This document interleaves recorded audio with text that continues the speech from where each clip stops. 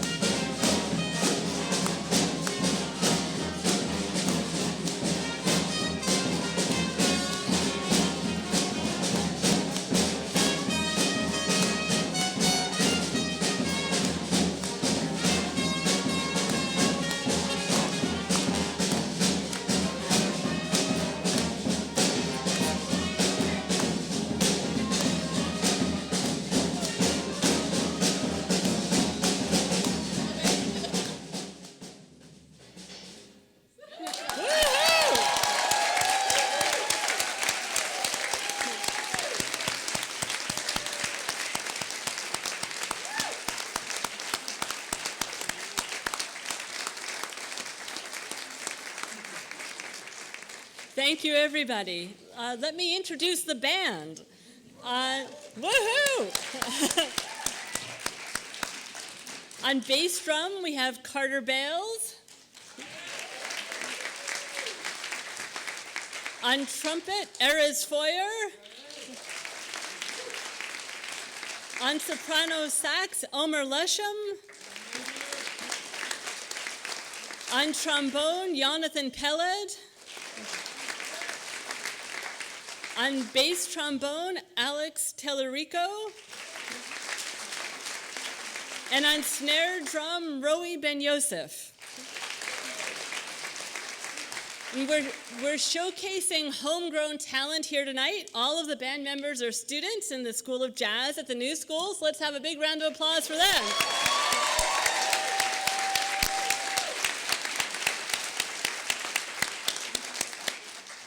Now it's my pleasure to introduce Mary Watson, Executive Dean of the Schools of Public Engagement.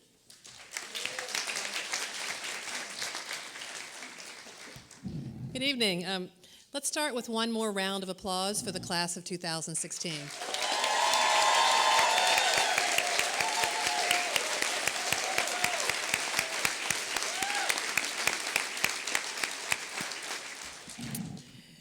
So I'd like to begin my remarks tonight by making a few words of thanks to some people who are in this room tonight with us. So first, let's take a moment to thank all of the parents and family members who are here in the room with us tonight and who are watching us via the live stream, which will be archived on the web if you'd like to take a look at it after the ceremony.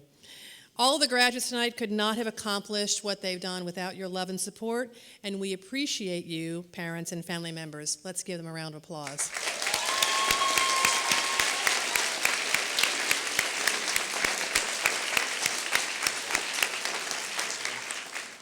I'd also like to recognize our exemplary faculty and staff with whom the graduates have worked and learned over their time here. Our staff and faculty are deeply committed to every student's success, and I want to thank all of them for everything they do. To the faculty and staff.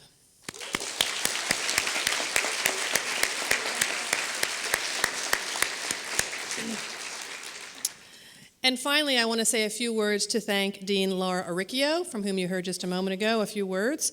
As some of you may know, Laura is completing her term as dean at the end of this school year, and I want to say a few words about Laura in recognition of that dean's term.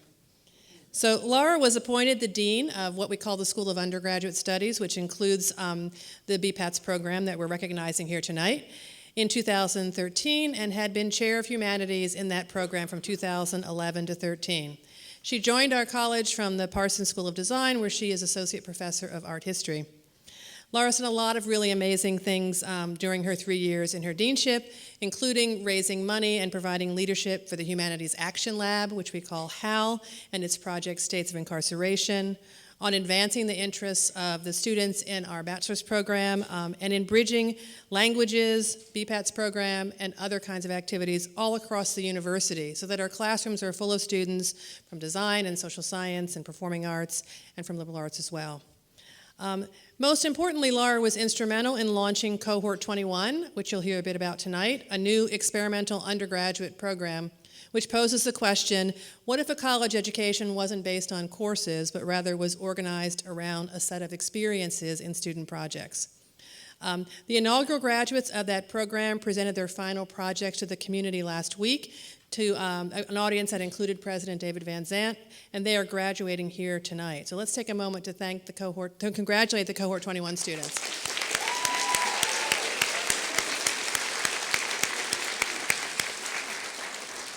Two more words about Laura. In addition to her amazing leadership, Laura is also an accomplished scholar, and in the past 3 years, she not only managed to find time to finish her latest book, The Marquis Lafayette Reconsidered, but also to undertake an international book tour. So please join me in giving Dean Laura Ario a round of applause and appreciation.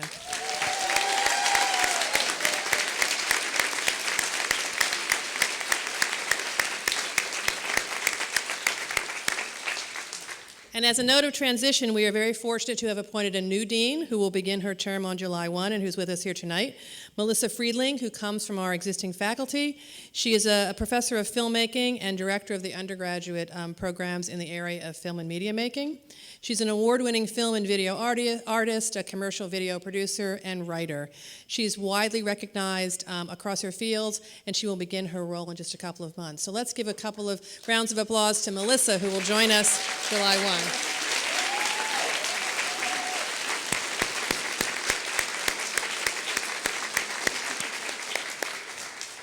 And now for a short history lesson. Nearly 100 years ago today, in 1919, the New School was founded on the principles of open access to higher education, creating curricular pathways across the humanities, fine arts, and social sciences. The main idea was the freedom to explore issues of the day that were most in the minds, hearts, and dreams of the students who studied here, many of them across the lifespan. And those students who entered in those days were interested in bringing together these different fields in ways that would make a difference. Just over 70 years ago, in 1943, what we now call the Bachelor's Program for Adults and Transfer Students was created to serve adult learners and veterans who were searching for flexible programs that could meet them where they were in their lives. As a university, we've been evolving over the 100 years that we've been talking about, adding, among other things, design and innovation to our academic repertoire. But at our core, we continue to embrace liberal learning while emphasizing the value of the way adults learn. In this sense, the bachelor's program from which you are graduating tonight is perhaps the one program that remains truest to the vision held by the founders of the New School, including John Dewey, who set out to make an active statement by creating, quite literally, the New School. They were making a statement in 1919 about what they saw as the rigidity and timidity of other universities. And so the founders began a new one. And since then, we've been very busy. Constantly innovating in our educational spaces, we've offered the first courses in cinema as an art form, in creative writing through the Original Writers Workshop, in women's history, African American culture, photography, and jazz. We've hosted iconoclastic faculty and public intellectuals, and I want to pause to say that the luminaries I'm about to name have actually appeared on this very stage that you see tonight. So the stage that you'll be walking across has been populated by people like W.E.B. Du Bois, Margaret Mead, Eric Fromm, Martha Graham, Frank Lloyd Wright, James Baldwin, Grace Paley, Robert Frost, and Martin Luther King Jr. And just in this past year, in this very room, we've hosted Ai Weiwei, Chris Hedges, Cornel West, Alice Walker, Jennifer Hudson, Hillary Clinton, and Wendell Berry, among others. So this is the stage that you're walking across tonight. Congratulations for that. The New School has grown since its inception, but we continue with the values that we found at the university. And as we celebrate higher ed today, we're in another moment of disruption as universities around America are trying to adjust to the demands of the new world. Fields are shifting, things are becoming more complicated, the world is more complex, and there is uncertainty. And so many leaders and pundits say we should just get used to the idea that change is the only way forward. So to you graduates, I say, what is your advantage in this changing, complex world? What do you have for this world to offer, given the history of the place where you've studied and the future ahead? And I would argue that your advantage is that you have graduated from the New School. From the beginning, you joined a community 100 years old that was different, that was founded on these principles of change, and that has always embraced a critical stance on the issues of the day. The New School was never devoted to the old passive model of higher education. And like the New School alums who preceded you, all of you began coming here by doing what you wanted to learn when you entered. You didn't wait for permission. You used all your grit and determination to start working on the problems that matter most to you. You brought your whole self to the classroom, not just a reading or a film or a set of materials, but rather your whole mind, heart, and soul.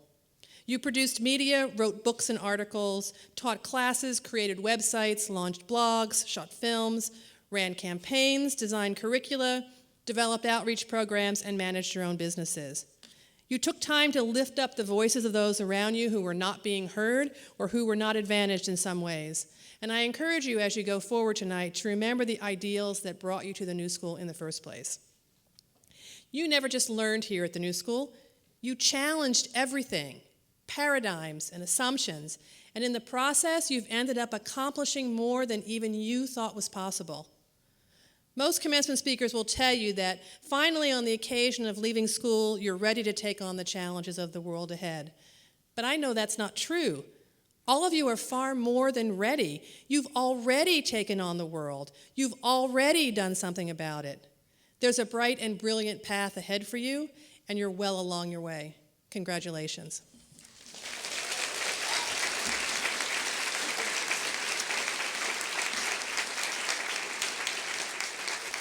And now I'll turn the mic back over to Dean Laura Ario.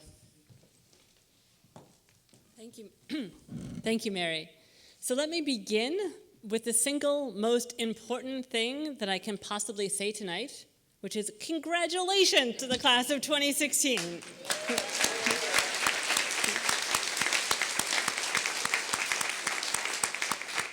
Now, as you might imagine, a person in my position attends her fair share of graduation ceremonies every year, and each one is filled with joy. Each one is a moment for students to take pride in their accomplishments. Each one is an opportunity for families and friends to celebrate graduates and for graduates to thank loved ones for support offered throughout their educational journeys. So there's no question, all graduations are wonderful. But some are more wonderful than others. And the truth is that every year, this is the most wonderful graduation of all. Now, please don't let this get out beyond this room or beyond this live stream. But every year, the recognition ceremony for the bachelor's program for adults and transfer students at the new school is the highlight of graduation season for me. It's the highlight because I know just how much this milestone means to every person who's going to walk across this stage tonight. It's the highlight because it makes me appreciate how lucky I am to play whatever small part in helping people achieve dreams that they've pursued for many years, and in some cases, dreams they've deferred for many decades. And it's the highlight because I stand in admiration of the individual stories that compelled all of the graduates here tonight to complete their bachelor's degrees. Those stories humble me, and when you hear some of them tonight, I think you may find that they humble you too.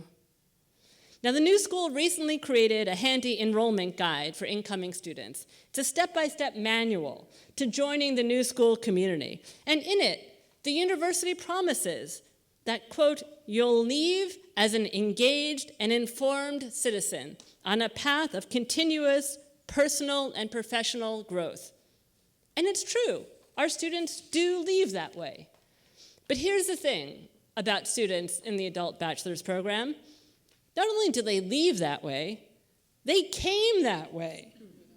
And in the time that they've spent here, they've shared their engagement and their paths with each other, with the faculty, with the staff, and with everyone in the new school community. And because of them, because of you, the graduates, we've all grown. So in addition to congratulating you, I want to thank you, because you are the reason that we, here up on this stage, get up in the morning and come to work. And you make that work worthwhile. So this is your night. You've earned it. And I'm going to take up as little of it as possible because, let's face it, nobody comes to a graduation to hear a dean. We come for the students, and the students are the stars of tonight's show. There will be 4 student speakers over the course of the ceremony. And without further ado, I say we should get on to them. So our introductory remarks come from Maria Elena Grant.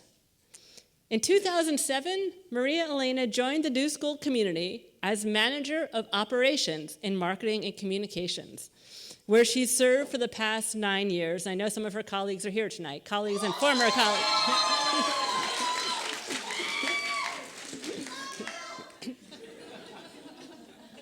In 2008, she matriculated into the bachelor's program for adult and transferred students, where she's maintained a GPA of 3.91 while remaining a full-time employee. She has excelled in disciplines across the curriculum, particularly gender studies, media studies, literature and writing, and business. Now, Maria Elena is also active outside the university. She's been recognized for her service to the LGBT community with numerous awards, including a citation from City Council member C. Virginia Fields and a Service Excellence Award from Gala Choruses. In addition, Big Apple Performing Arts recently acknowledged her more than 25 years of activism connected to the Lavender Light Gospel Choir.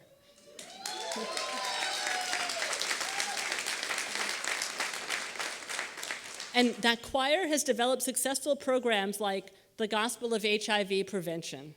So please join me in welcoming Maria Elena Grant.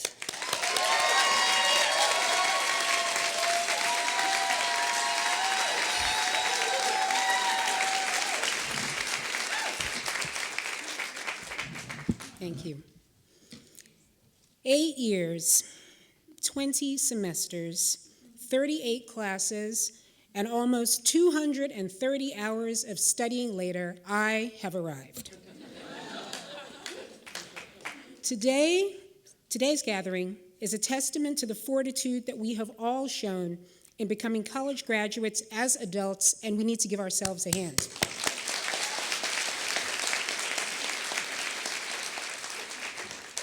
When an adult makes the decision to go back to school, it's not always a straightforward path from beginning to end. Our route is often quite circuitous. The journey begins when we're not able to earn an undergraduate degree in our youth. There are all sorts of reasons why this happens. For me, it was economics. I was enrolled in Fordham University and didn't have enough money to finish paying for my studies. And so, at 19 and a half, I dropped out of school and decided to go into the workforce, telling myself that I would return to the classroom soon. But as we know, life is what happens while you're busy making other plans. 26 years have passed between my leaving Fordham and standing before you as a new school graduate today.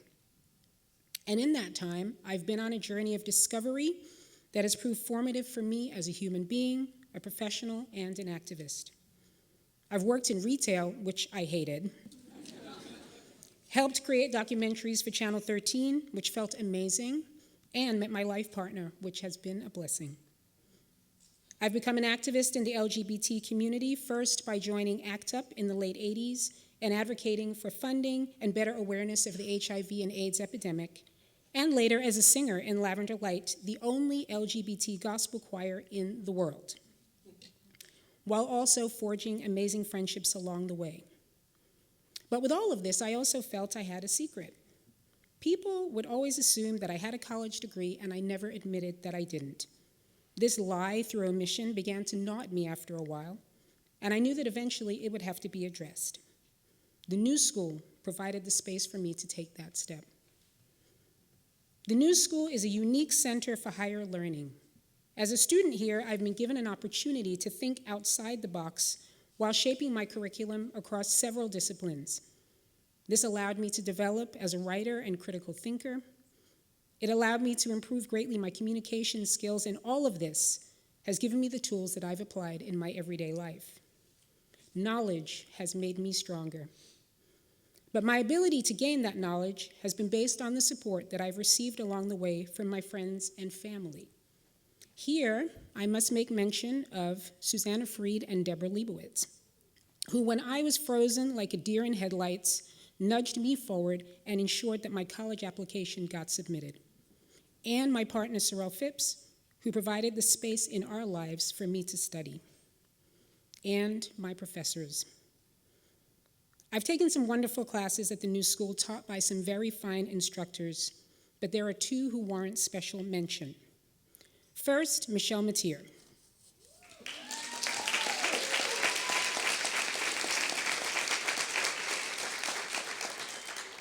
Michelle Matier, academic advisor to the stars.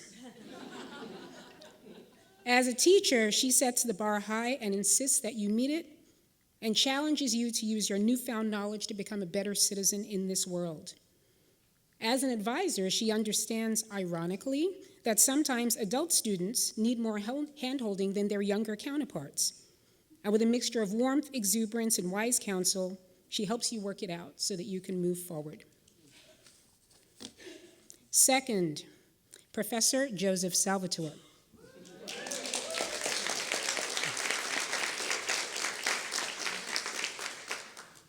At the end of a full day, it becomes almost impossible to imagine that you can stretch yourself for another 2 hours to actually learn something.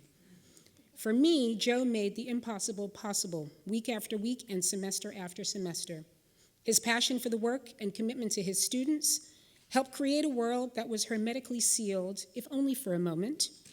And in that space, I was able to develop an appreciation for the richness of language and learn many different ways to view myself in the world in which I lived. Michelle and Joe are excellent examples of the New School at its very best, and I feel fortunate to have had them be part of my academic journey. Thank you both. Thank you both.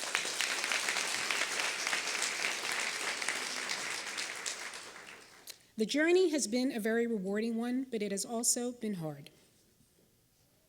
My mother, who was living in London at the time that I enrolled in the bachelor's program for adults at the New School, was diagnosed with cancer in my junior year, and she passed away just 2 months ago. During the last year of her life, she would question me about my classes.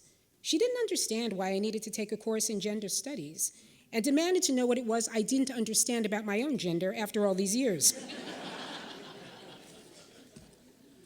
But she did appreciate the literature that I was discovering, and we had a lot of fun reading Dracula together. At no time did we discuss me taking a leave of absence from school, because we both knew that if I left university for a second time, I would never return. In order to spend as much time as I could with my mom, who was over 3,000 miles away, I had to adapt to various environments to get my schoolwork done. I wrote a lot of papers in airports. And as my mom fought to live and I fought to learn, I realized that we both had a resiliency that at times was staggering. And the push towards finishing my degree took on a clarity of purpose all its own. I began my remarks by noting that as adult undergraduates, we sometimes have to take a circuitous route to get to the finish line, but we do get there. And because we've earned a university degree, while leading a life as an adult in all its complexities, the victory feels that much sweeter. And so to all of you, class of 2016, I say well done. Thank you.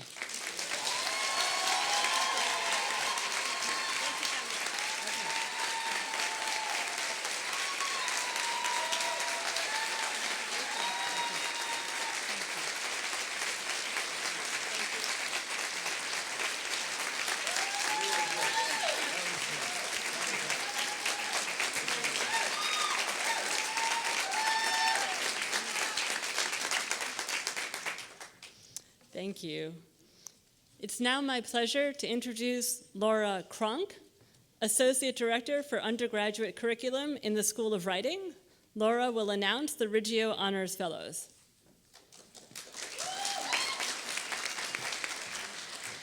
Thank you, Laura. I'm so pleased to be here tonight to present to you the Reggio Honor graduates in Writing and Democracy at the new school. The talented undergraduate writers in this interdisciplinary honors program are committed to relentlessly refining their thinking and their writing. They've undertaken the difficult work of developing their own voices. All of us involved with the Writing and Democracy program believe that this is political work. A central consideration of our program is the idea of the writer in the world. What role does a writer play within society? How does being a writer impact what it means to be a citizen? Our community gathered to listen to these graduating students read from their thesis projects this past May 6th. Our phenomenally talented students reminded me how much the world needs their voices right now.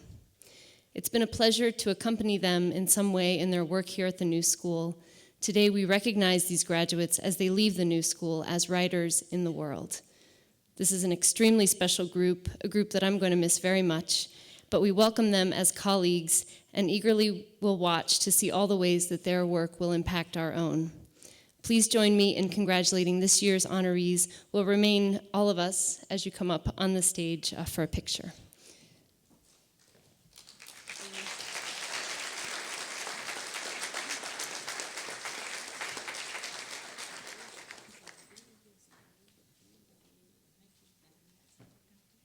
Congratulations. Oh, this is.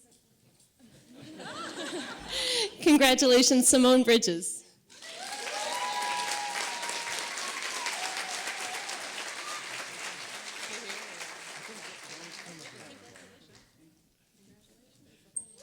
Congratulations, Joris de Graaf.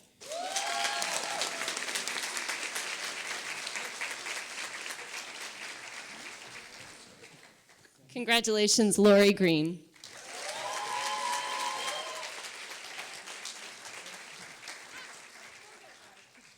And congratulations, Charlotte Slivka.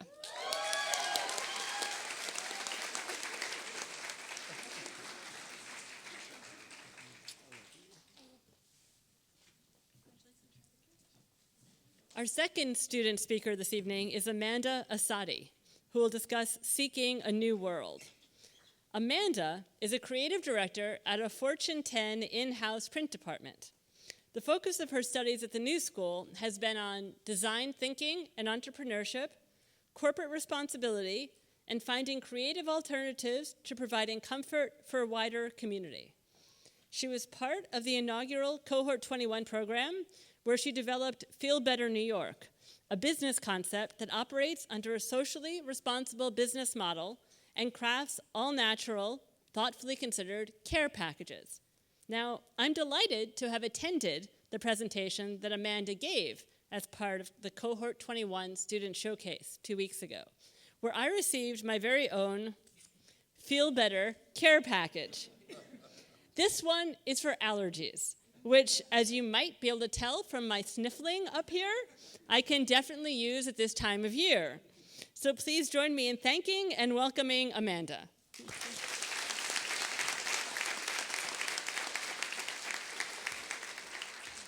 Hi, good evening, everyone. It's truly an honor to be here with my fellow graduates. I must admit, though, I wasn't even sure I was going to attend today. Initially, there was a part of me that felt maybe it was wrong to pat myself on the back for completing my degree so late in life. But then there are other parts of me that love to celebrate and that thrive on life experiences and that are sentimental enough to treasure milestones. Plus, as I'm sure you can all relate, it's been really hard. It's been really tough up until today. I've been burning the candle at both ends and not doing it very gracefully. I haven't been eating well, exercising enough, or even sleeping enough, and I've neglected to nurture some really important relationships. Sorry.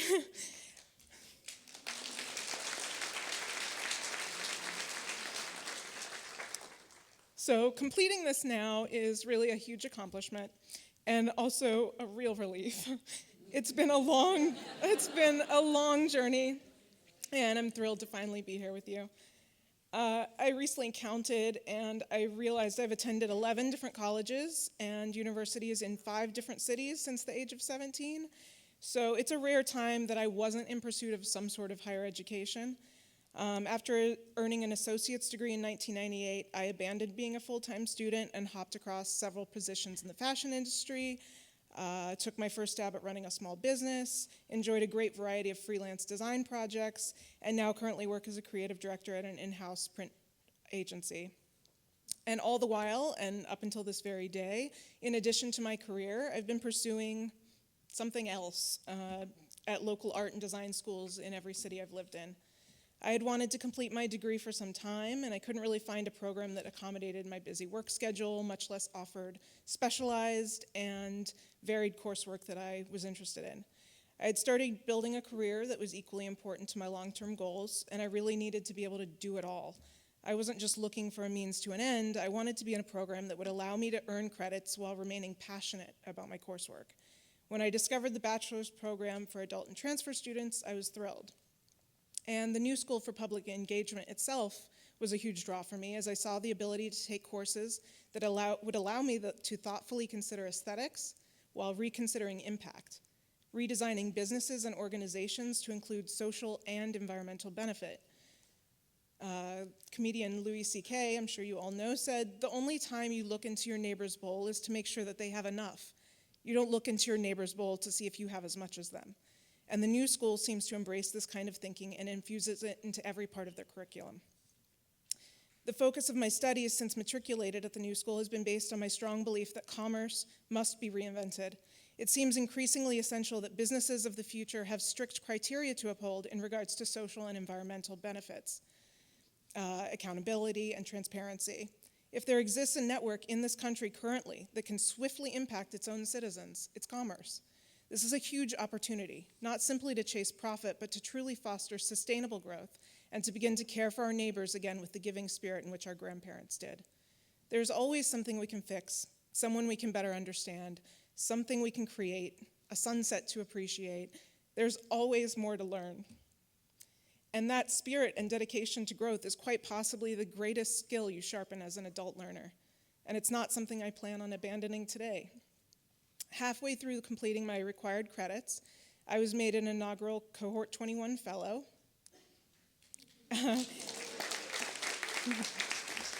where I had the opportunity to craft my own syllabus, create my own assignments, and set my own goals. Essentially, we were each able to focus on our own very specific and personal projects. I also had the wonderful experience of meeting and being inspired by 11 other students who were focused on studies involving writing, sustainable woodworking, equality in education, women's issues, executive coaching, theater, and even cheese preservation. I really like cheese. The group was dynamic, driven, passionate, and really a lot of fun to be around. But I can't say it was an easy program. In fact, it was oftentimes extremely rigorous. I also had big expectations, and I couldn't let go of the need to push back and challenge the program itself. I'm sure I was a pain. But in hindsight, I realized it's really all I've been doing. I've been self-directing all of my learning up until this point, and I wasn't able to do that without critically thinking. It's as if after all the coursework I've taken over the years, I finally figured out what I was doing all along was just fine. As long as I'm contemplating, as long as I'm creating, as long as I'm open to listening to the quietest of voices, as long as I'm growing, I'm alive. And I can't wait to see how we all continue to challenge what's expected, how we will all let the desire to grow overcome all of the other distractions. You all make me proud to have attended today. I may have been late to graduate, but I'm grateful that I'm right on time to be a part of a powerful new vision to seek a new world. And a few last words from my childhood favorite, Shel Silverstein. Listen to the mustn'ts, child. Listen to the don'ts. Listen to the shouldn'ts, the impossibles, the won'ts. Listen to the never haves. Then listen close to me. Anything can happen, child. Anything can be.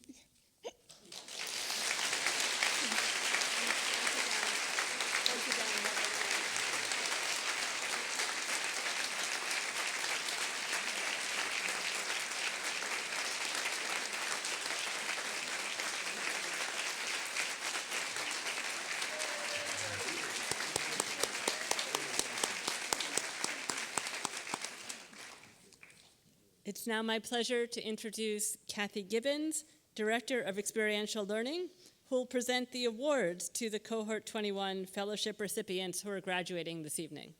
Thank you, Laura. So you've heard a lot about the Cohort 21 program. This is actually part of what we call self-directed learning. And this was a new option that we created this year for our adult bachelor's program. And the idea with this program was that we wanted to create a way for our adult students to earn credits more flexibly so that they could actually incorporate school into their actual busy lives that they have. And we wanted to enable them to earn those credits faster than they normally would by coming and sitting through classes, which is kind of difficult when you have a busy life. We also wanted at the same time to lower the use of university resources so that in that way we could actually reduce the cost of tuition a bit for this type of a program. As I said before, we call this self-directed learning. And this year what we did is we created a pilot program with our group of Cohort 21 students who actually went through a very competitive process to actually be accepted to this program. We accepted 12 students to the program. And since it was a pilot, we decided to give them a fellowship so that they would join together with us in this experiment and actually making it come to reality. Through this year, this group of students has created the most amazing projects. Over the last 2 semesters, many of them have started their own businesses. Others have created artistic projects in design, writing, and media. Several did projects related to education, and others did projects related to the present job that they're currently in. So tonight what we'd like to do is celebrate 5 of those students who are actually graduating this semester. So please join me in welcoming them to the stage. The first student that we would like to congratulate is Amanda Assadi. Thank you. And you're going to go over there, yeah.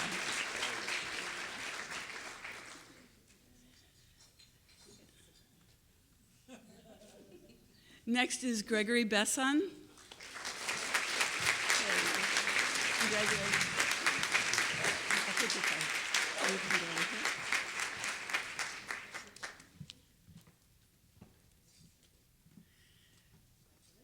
The wonderful Sorette Scott Williams. It's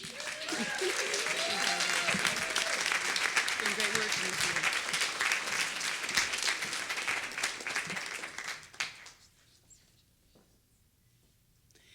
We also have James Turk. You surprised me.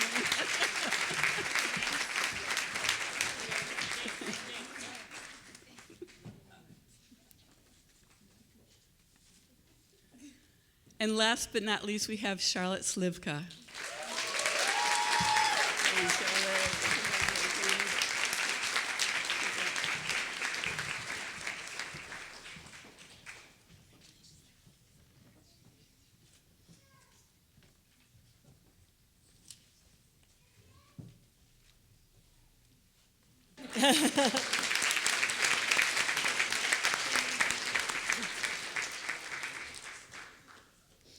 Our third student speaker, Aika Morales, will be discussing an audacious education. Aika joined the New School in 2014 seeking to focus in psychology. However, when she found herself in a course called Reading Toni Morrison during her first semester, she fell back in love with literature.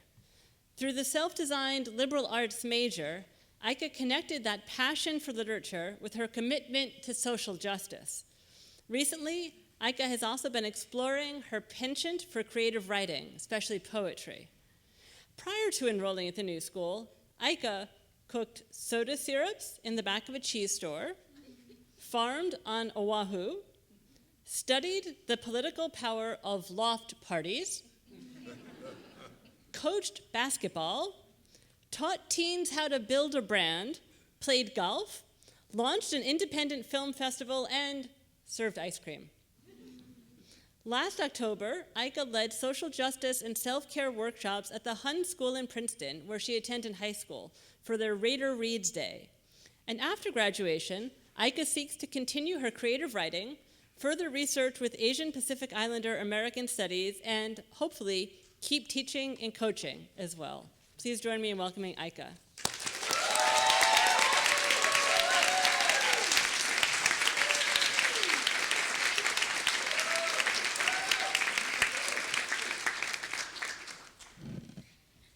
Good evening, everyone.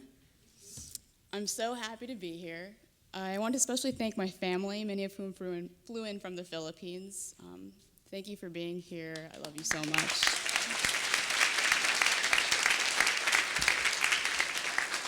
Actually, even my grandmother's here, and she flew in last night, so shout out to her. Hi, Mama.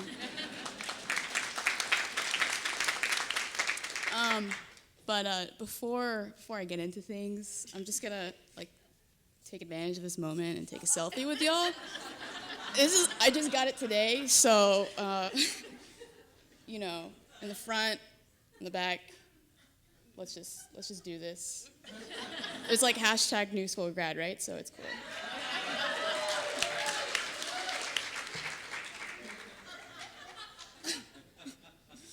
It's not even working. We'll save it for later. Anyway, so to be honest, I don't always look forward to spring. Like some of you, I too suffer from allergies. My eyes water, my nose tickles, my throat turns into a desert. However, I do enjoy late spring and early summer, and I do enjoy late spring and early summer flowers, like the peony. I love peonies. If you haven't seen one, their leaves can appear emerald with just enough wax to reflect the gentle light. Before they bloom, their petals form a tightly round globe, and sometimes a deep hue, like violet, lines the top edges, hinting a spectrum. Sometimes that satin globe appears monochromatic, varying within just one shade. And when peonies begin to open, their presence is undeniable, insisting that you acknowledge them, just as they are in that very moment. Because they really are remarkable in every moment. I discovered this last part at the New School.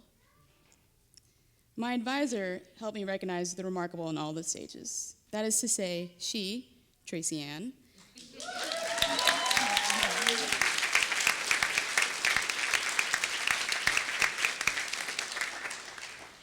she helped me see my own remarkable, though sometimes messy, real-life human self.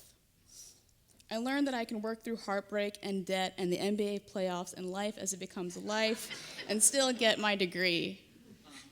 She taught me that it's okay to not be okay and that it's okay to be okay too. I discovered how to embrace every part of my own humanity and therefore recognize an audacity that only I can possess. I'll always be grateful for this lesson, as I'll always be grateful for her. Other women have showed me how to be audaciously human too. My sister, Francine, hey, who can talk to you about the art of turrets and football and show her affection with perfect brevity. I know. No, I've known her for a while. My ate Nelisa, a flight attendant, who brings me dried mangoes to remind me of another home. My friends who tell me that I'm as special as I'm not because we're rarely alone. And my mother, who immigrated to the US to build a life with her husband, my devoted father, and become a nurse and sing to barge with her children in a home or clogs of her own volition. See, that's the thing. In a world like ours, we are expected to lead linear, predictable lives. But we humans are complex. We cannot be one type of student, one type of leader, one type of person. For example, I'm queer and the daughter of immigrants. I have mental health challenges and an insatiable craving for the ocean, so I still dream of waves rolling endlessly every day. I'm a Pisces who's supposedly soft and nicknamed Ice Pick, which I can explain after this reception anytime.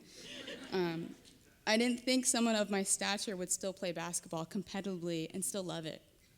I didn't think I would go back to school and graduate, let alone speak in front of all of you today. And I certainly never imagined that through all of this, I would be writing creatively. Folks like me are often sorted and boxed and spoken for. Voices like mine occupy space in a world where I'm not always meant to exist. At the end of last year, I was in early mourning from the loss of my grandfather and cousin. I thought about how I should be this and that, then that and this, despite my own grief. I thought about how we are always expected to be brave and secure in order to seem like we're moving forward. But then I realized that we mourn, we study, and we grow in different ways. I regained mine while writing one poem in particular, and I'll share that with you. This one's called On Tenderness. Like Dorothy Ashby's Yesterdays in a minor groove, we need more tenderness. Not just the tenderness of your lips at 4 a.m., but the tenderness of the sea when it envelops the earth, the needle on a record kind of tenderness.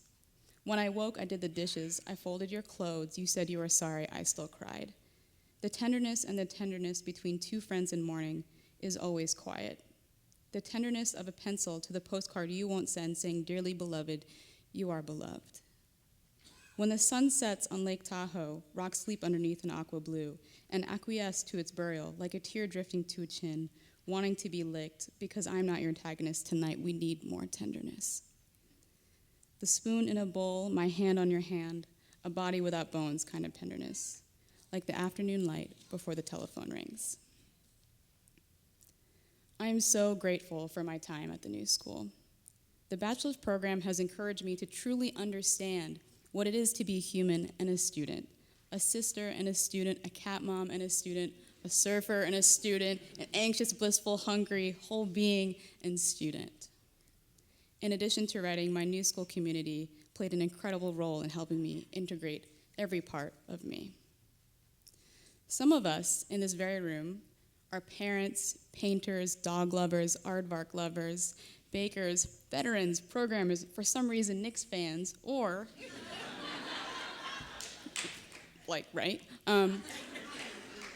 or parent, painter, dog, and aardvark loving, baker, veteran, programmer, for some reason still Knicks fans.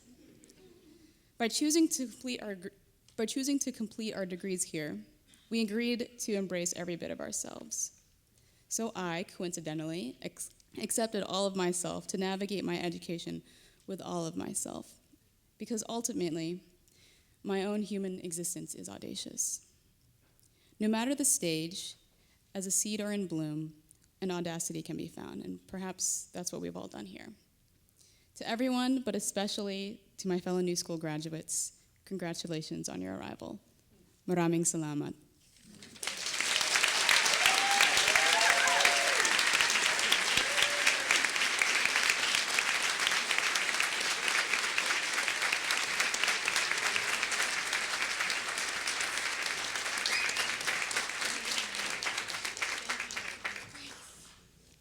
I'm now pleased to announce 2016 graduate and Jacobson Newcomb scholar Aisha Keller, who will read out the names of recipients of the 3 donor-funded scholarships that support students in the bachelor's program.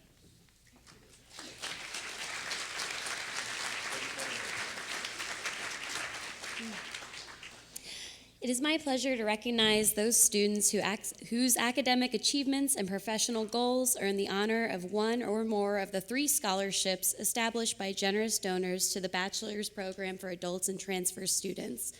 The Bernard Osher Foundation Reentry Scholarship targets high-achieving undergraduate adults ages 25 and up who have returned to finish degrees after being out of school for several years. Would the other Osher scholars please come to the stage? You are here.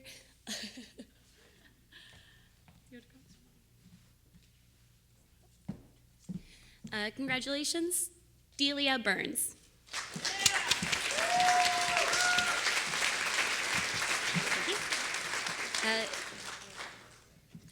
Congratulations, Jenna Crawford.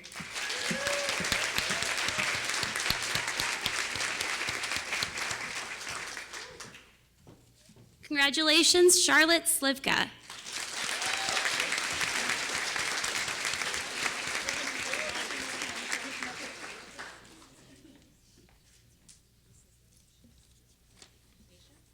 Oh, this is yours. And me.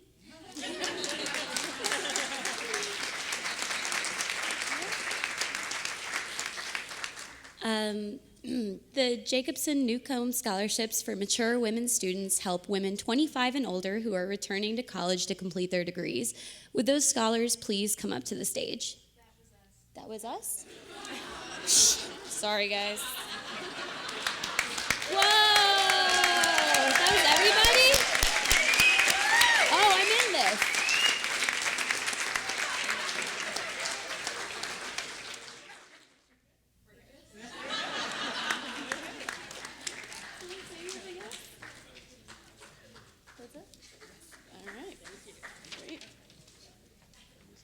So although I don't think there's anyone graduating this year who received this award, we'd also like to mention the Joan Howard Kirstner Memorial Scholarships in Theater and Performing Arts, which assist students training for careers on the stage. So congratulations to all the recipients and lots of success.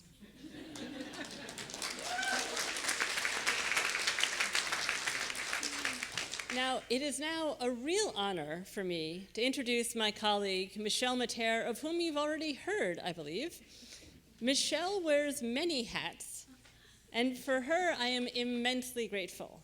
In addition to being an associate professor in the School of Media Studies, Michelle also serves as director of curriculum, as core faculty advisor, and as director academic portfolio for Cohort 21. And Michelle will read the names of our honor students. Congratulations to everyone. It is indeed my honor to present these students before you who have achieved a cumulative GPA of 3.7 or better in the midst of producing films and raising families and starting businesses and last but definitely not least, dealing with the quirky new school technology. Congratulations, everyone.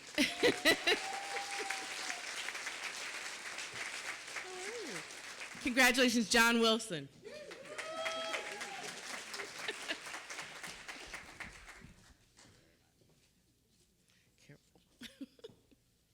Linda Ogawa, congratulations.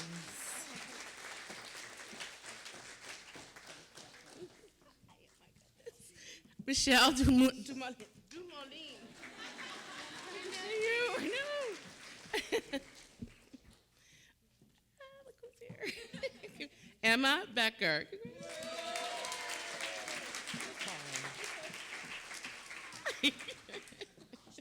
Joya Richmond.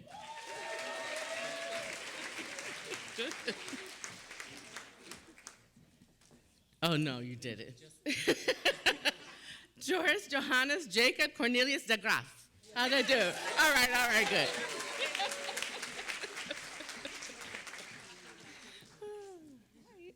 Lori Green, I know this one too. Congratulations. You again, Charlotte Silvka.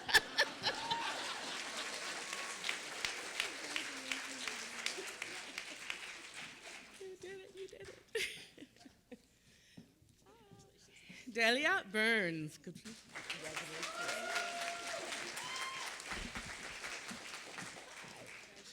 Jenna Crawford. Congratulations. I think I know this guy. James Turk. I better, right? Hi, and this is Aisha Kellner. Good to have you.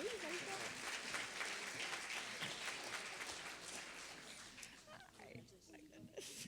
Joanna Saab. Congratulations.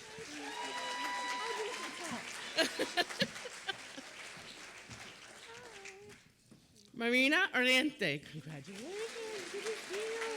Hi. Lee Lumpkin. Congratulations. Kate Street. Katrin. Oh my gosh. Good to see you. Katrin Sneed. Sorry. And Bill Ritter. Congratulations. Yes. And last but definitely not least, my very own Maria Elena Grant. Congratulations.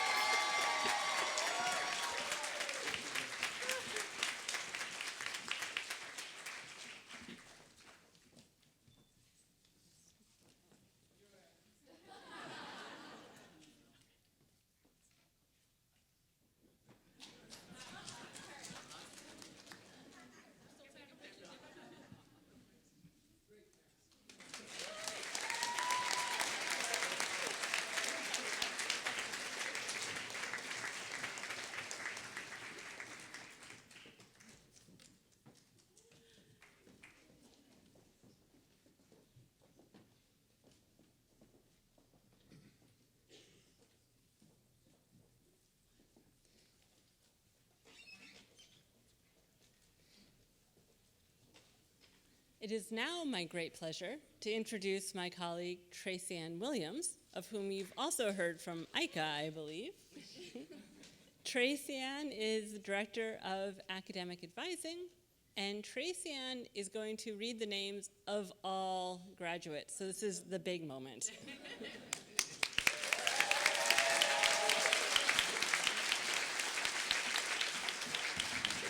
I require props. Graduates, you are a talented and exceptional group embodying the very best qualities of the new school. Curious, enterprising, highly motivated, creative. So it gives me distinct pleasure to stand before you this evening. Congratulations on a tremendous achievement, and please do stay in touch. You have to, because you email me all the time. What will I do when you're not here?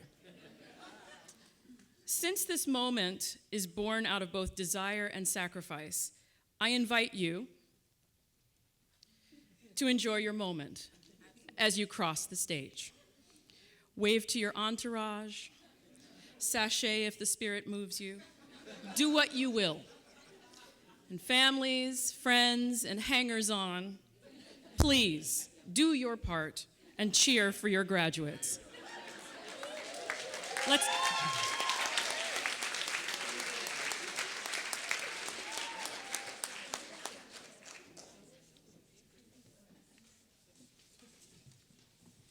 Simone Bridges.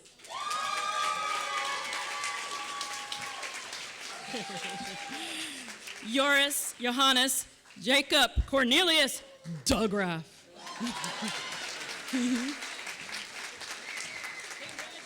Lori Green.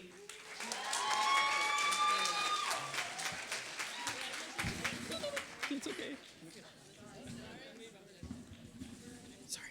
Charlotte Slivka.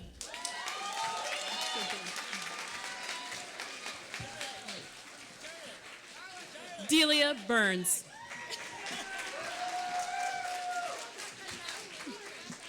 Jenna Crawford. Gregory Beeson. Sarette Scott Williams.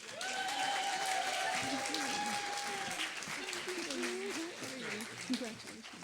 James Turk.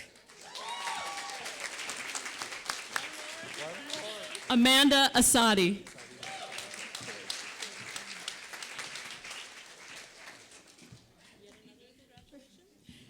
Maria Elena Grant.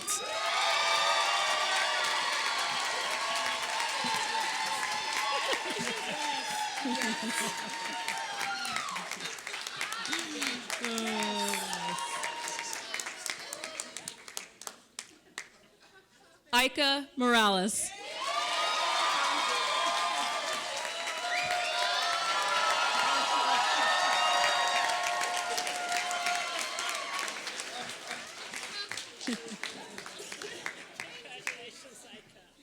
Bill Ritter.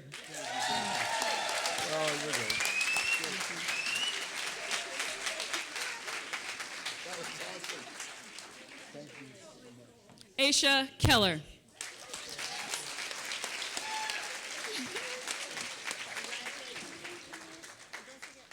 John Wilson. Linda Ogawa. It's a pleasure.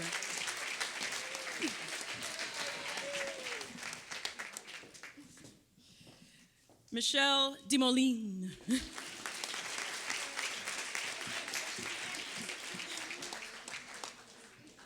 Emma Becker.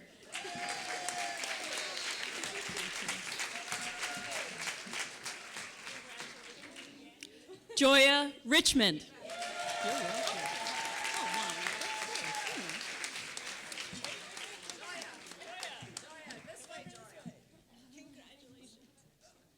Joanna Saab.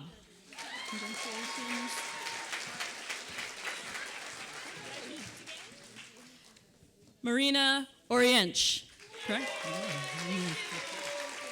Brazilian, you know.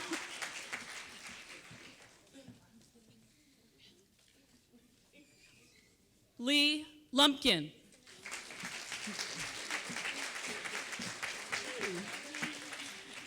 Katrin Sneed.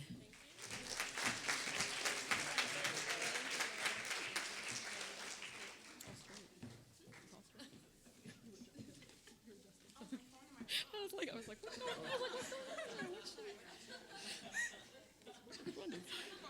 I was just, Jasmine Little.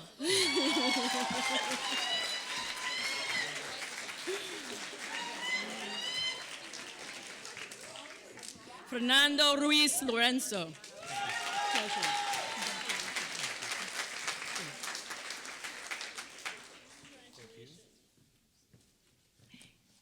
David, oh my God, how are you? We have an elaborate email relationship. Yeah. David Edward, please, Mouse. Good to know who you are, my goodness, yeah. Mary Tesfaye.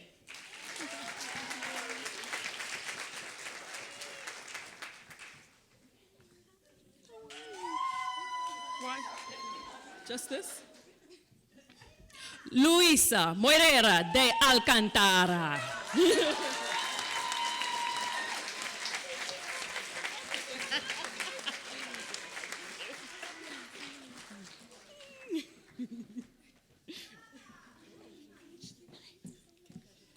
Helene Kushner.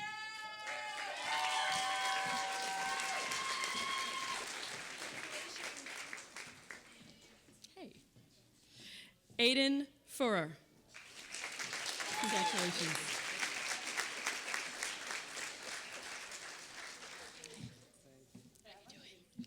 Pilar Castañeras.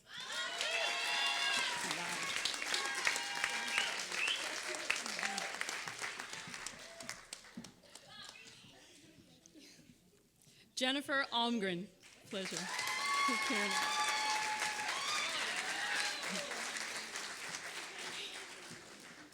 Alexis LaBarba.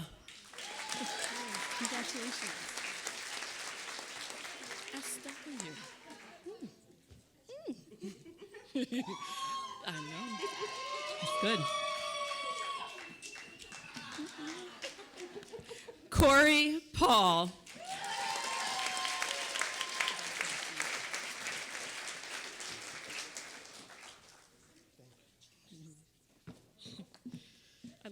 Give them the heels. Josiane Exume.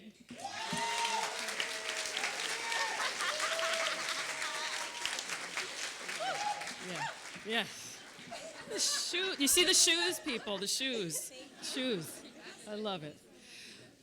This one doesn't have her card. It's always a test. Sequania Williams.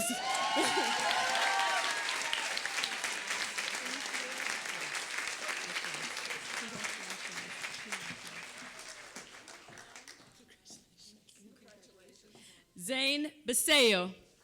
Congratulations.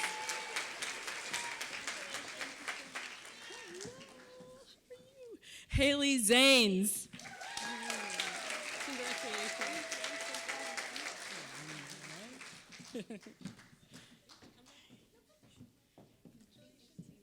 Julia Waldrouche de Montremy.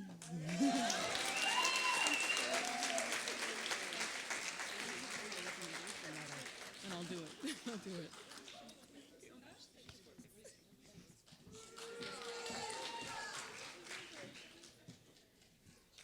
Chloe Lacaro. Congratulations.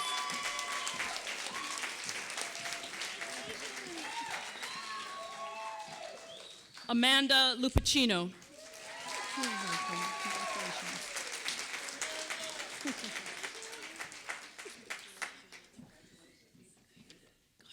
Dante Bailey.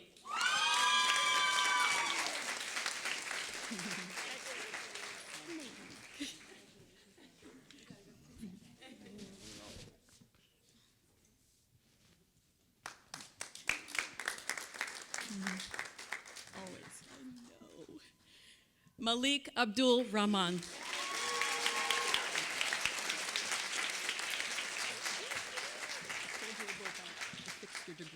Did you see it? I told him I fixed something with his record, and he said he saw it. Tracy Ann doing the business.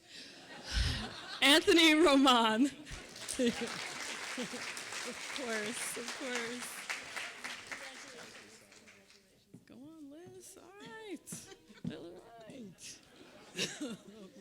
Well. Elizabeth McMillan. Congratulations.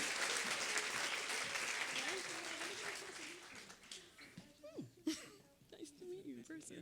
John Flower.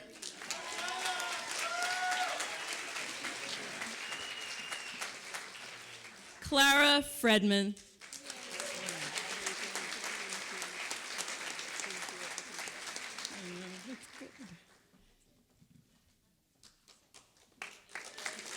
Give a big hand to all of our graduates.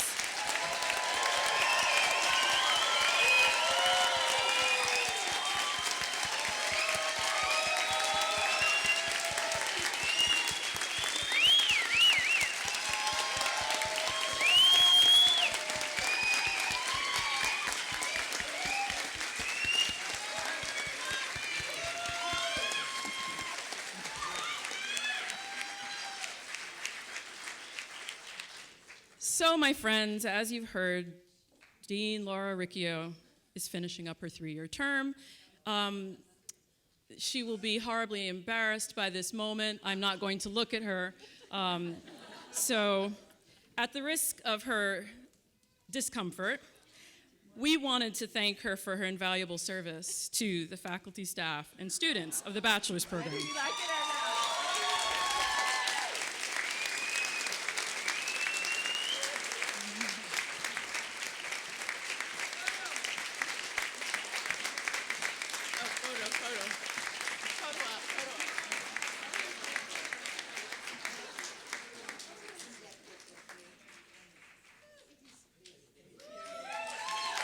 But I'm not done. Very briefly. With your indomitable spirit, good humor, and ever over attention to detail, you have been a tireless advocate and spokesperson. You also really work hard and smart. In other words, as I've often stated to her privately, Arriccio's all about the business. Laura, you will be missed. We know that you will enjoy your well-deserved sabbatical next year, And although you say you will be returning to your faculty home at Parsons, please know that you will always have a home here with us.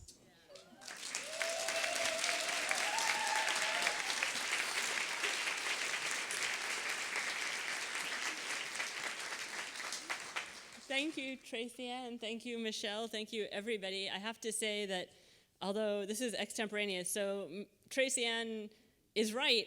I generally am all about the business. I do work really hard, it's true, but there's one thing that I can't quite wrap my mind around, which is getting publicly thanked.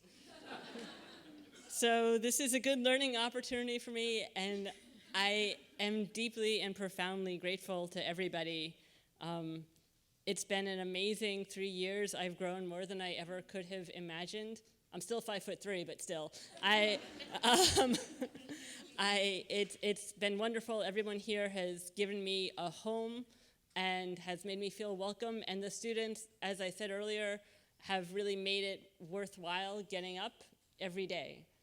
And so I just want to offer my really sincere thanks to everybody on the stage, everybody in the audience. Just thank you. It's been a real honor.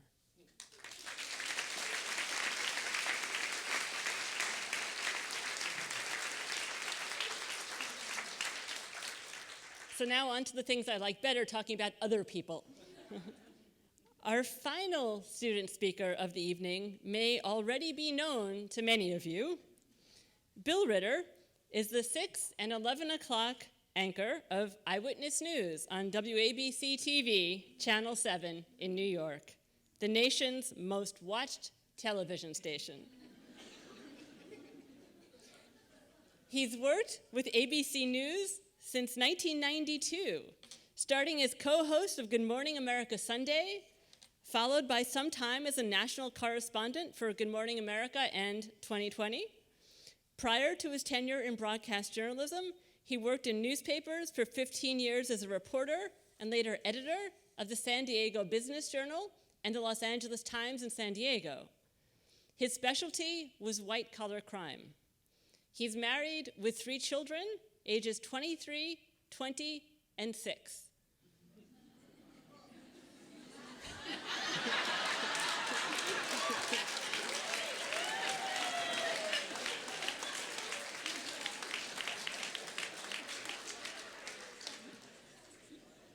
I could not be more delighted that Bill will deliver our concluding remarks.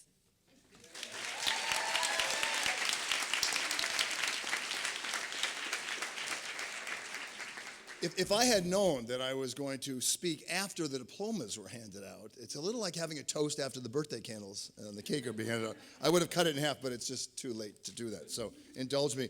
Boy, what a great night. What a great night. Flying high, everybody. And I'm so honored to make the concluding remarks, which means that we can go have a party upstairs after this is over.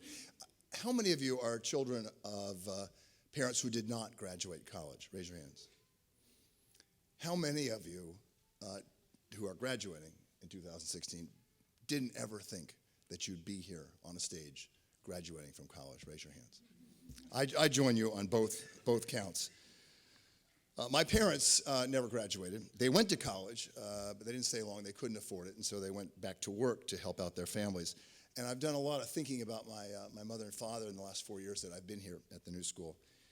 I can't help but wonder what they would think about this week, about what's happening Friday, about tonight, about coming here on this stage where so many great people talked, including Martin Luther King in 1964.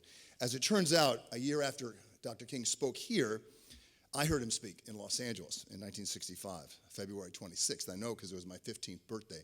And he was speaking at the pulpit where I had been bar mitzvahed at a Temple Israel of Hollywood. His speech back then, so powerful and so meaningful.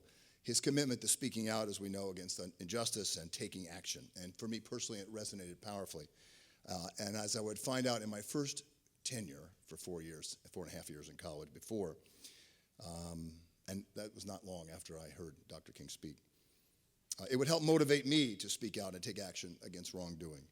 And because of what I did then, with Dr. King very much in my mind, because of what I did back then, I am here tonight at the New School, embracing all the ways that the pursuit of knowledge intersects and intertwines with our lives. We all have backstories, as we heard earlier, but I know everyone out there who's graduating has a backstory that's amazing. And with your permission and indulgence, I'd like to tell you mine. I was kicked out of college 44 years ago. And this is what I looked like when I was kicked out of college.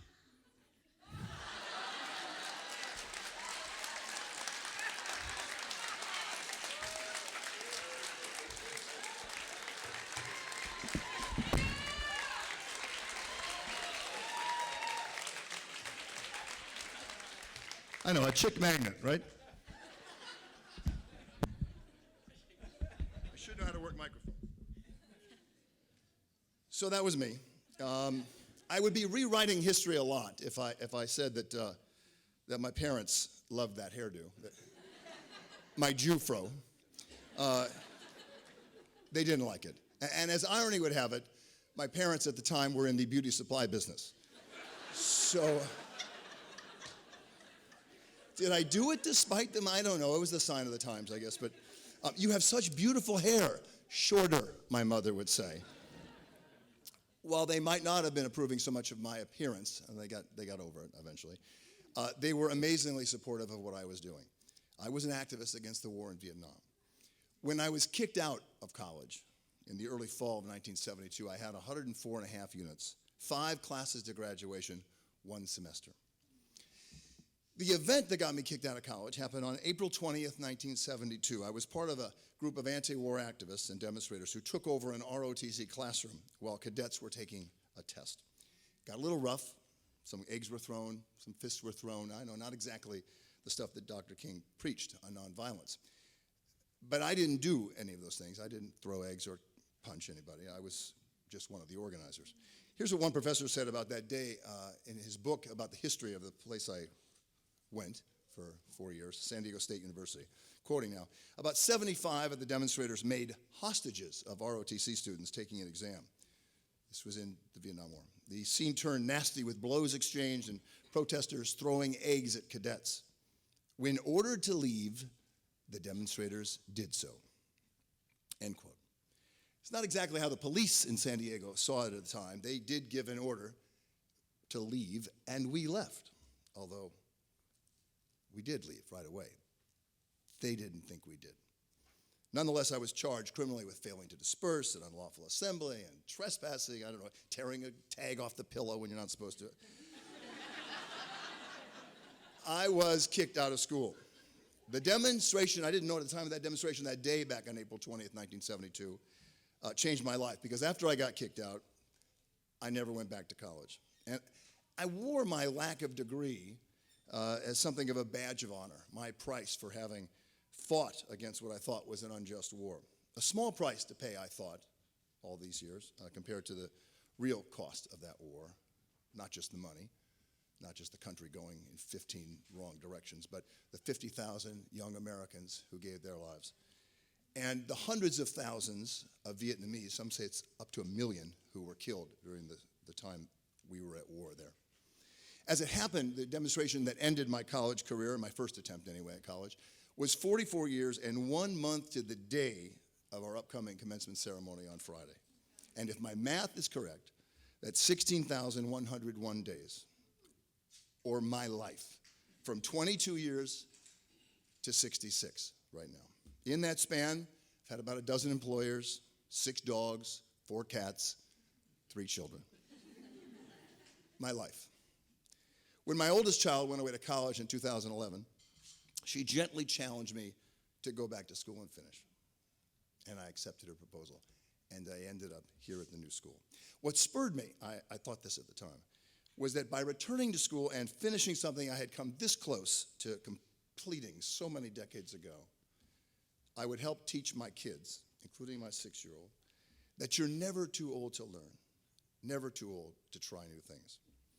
But now, from this perch, 4 years later, I realize it is I who learned the great lesson. Understanding that I will never be too old to learn new things. That I can still challenge the status quo and study subjects and complete projects that, like the anti-war activities years ago, and I hope some of my journalistic endeavors since then have made some kind of difference to society. And that's really why I came to the New School, whose very history is based on critically engaging with the world, critically thinking and critically engaging. I felt at home here right from the beginning, immediately feeling that New School got me, totally understood me, understood what I had done, understood why I had done it, and respected me for it. I felt like I really fit in with the New School's mission and history. And so when this university challenged me, including some of the professors behind me, challenged me in my courses, it felt right and natural to respond to that challenge, and I think I have. 4 years later, I'm looking back at some of the work I've done, the assignments that the professors here at the New School green-lighted, and I am just simply blown away by what this university has allowed me to do. The projects that to me were engaging and meaningful and tied into my everyday work, and I don't have time to list all of them, but I'm going to mention just a couple. I studied the role, first project I did was to study the role of protest music right here in Greenwich Village. Protest music back in the 60s, early 60s, that helped change the country during the anti-war and civil rights movements and had a profound effect on millions and millions of young people. I analyzed the New York City public school system, the biggest in the country, with a budget bigger than half the states in the US. I interviewed former chancellors and educators to come up with new proposals that would simply improve the New York City school system, which has its share of problems with a 62% graduation rate. I'm sorry, 63%. Like not letting kids drop out when they're 16. There's a state law that says they can drop out. I don't know, maybe it's to go back and work in the family farm in Manhattan. I don't know what that's about. There's no reason for it. Make it 18. The president has called for that. It's time for the state to get on board. I dove deep into the politics of prison food based on one simple question asked by my wife Kathleen. She said, as I'm coming up with a project, why don't prisons have gardens like they used to have a very long time ago? You know, allow inmates to grow something, nurture something, many for the first times in their lives. It was a great question, and that simple question led to an amazing discovery that a new movement had indeed just been born within the last couple of years when I started this project. That prison gardens were in fact sprouting across the country, where recidivism rates were typically 60 to 70% in this prison system we have with 2.2 million prisoners, bigger than anyone else. China is second with 1.4 million. Inmates who became prison gardeners had recidivism rates that were infinitesimal, 0 to the highest, and only one prison I found this, 10%. My project led me to report several TV news specials at WABC here in New York and at ABC News. In fact, the day after my ABC News story aired, the woman we profiled, a young activist who started a garden in, of all places, San Quentin in California, received a call from the head of the Department of Corrections in California, who asked her to start putting up and building prison gardens in the other 31 state prisons in California. Since then, 2.5 years ago, she has taken her organization nationwide. I'm so proud of that.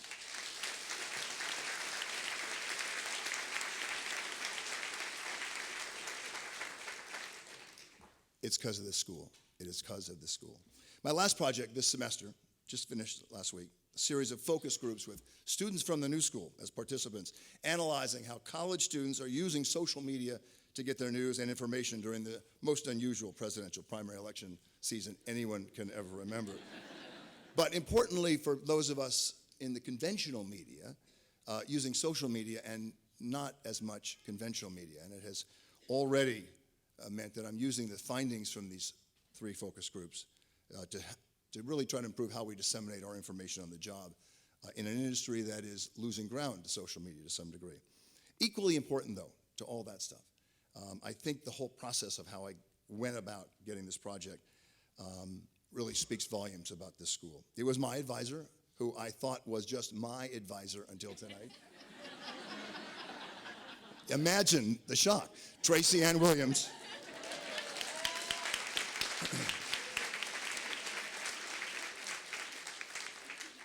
Before I do it, you know, Tracy Ann, in my tenure 4 years, she finished her PhD. She became a mom. She has graduated too, just like her students.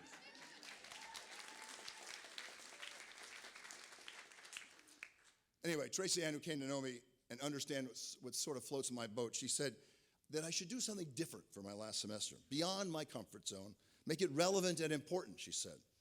And so with her guidance, I came up with a plan plan that involved other professors from here at other universities. I could never have imagined working on a school project at college where the school was so active.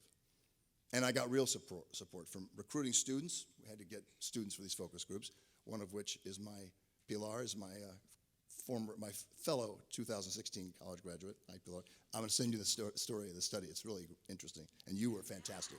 You were fantastic. It was videotaped. The sessions were videotaped by students. Red Dog Productions is here taping this, and just talented young people who are going to make a real headway into the entertainment industry and journalism, I think, using cameras and video. Dr. Laura got me. Dean Laura got Dr. Laura. That's an old radio psychologist, right? Which is what she's going to start doing when she leaves the deanship. She has a lot of fodder for it. She got Red Dog to be involved in it, and they were just a wonderful experience. It burnished the whole process. Forgetting the outcome, the product, the process burnished my bond with this real magical place of learning in the new school, a place that teaches us indeed to be our best selves. I'm so high from this experience. I really am. Not like I was back then. To make that clear, because I still got to do the 11 o'clock news tonight. I mean, I wouldn't be even if I didn't have to do the 11 o'clock news tonight, since we're streaming live to my bosses. But I am high from this experience just the same, and proud to call myself, come Friday, a new school alum. But we who have come, and we have come a long way, perhaps some of us with many, many decades of a gap. We especially, I think, have a bigger responsibility than the typical new school alum. We are now bright beacons for the mantra that we indeed are never too old to learn, or to be engaged and to be active, to be curious and always questioning, and to be open to whatever answer we might find, no matter where it takes us. That really, I think, is the essence of a new school education. Yes, we all have backstories, and we heard some of them tonight. You heard mine. But really, it's the story in front of us that's the most important and the most exciting. So for us, it's onward. And as we climb, let's also lift. And to quote the motto of the school of my 6-year-old daughter, Ella, let's go forth unafraid. Congratulations.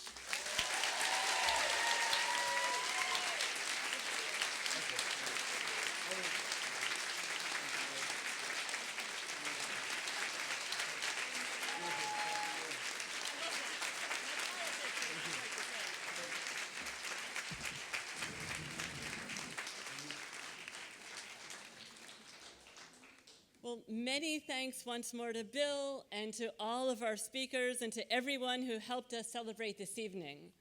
Now I'd like to ask all of our guests to please remain seated until all of the graduates are out of the theater. When the guests do exit, please do not block theater doors. Please go directly to the lobby elevators to the 4th floor to the reception in Woolman Hall. And now, graduates, please rise and follow the band.